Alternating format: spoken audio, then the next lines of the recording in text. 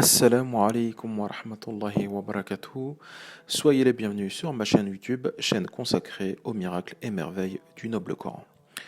Aujourd'hui, nous allons parler des trois dernières sourates du Coran, à savoir les sourates 112, 113 et 114, et de leur lien incroyable avec le verset du trône, Ayat al-Kursi.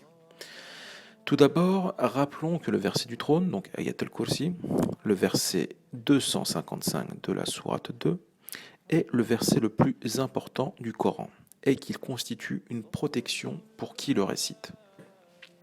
C'est aussi le cas des trois dernières sourates du Coran, 112, 113 et 114, que le prophète sallallahu alayhi wa sallam récitait pour se protéger avant de se coucher.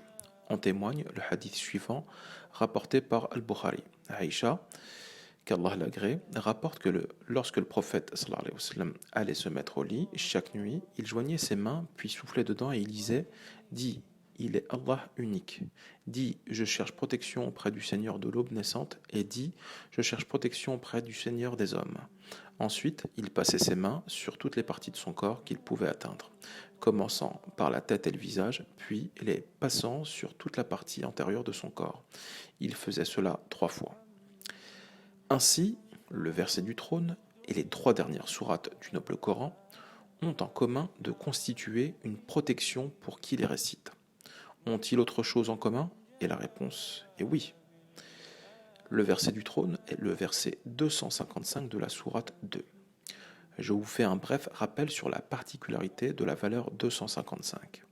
Il se trouve que c'est la valeur maximale d'un octet, l'octet étant l'unité de mesure de l'information.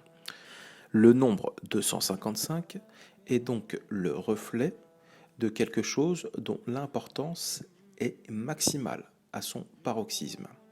Cela tombe bien puisque le verset 255 de la sourate 2, le verset du trône, est le plus important du Coran.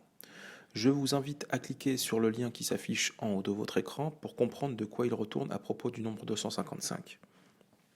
Il y a forcément un lien avec l'informatique pour ceux qui s'y connaissent. Maintenant, quel rapport avec les trois dernières sourates du Coran?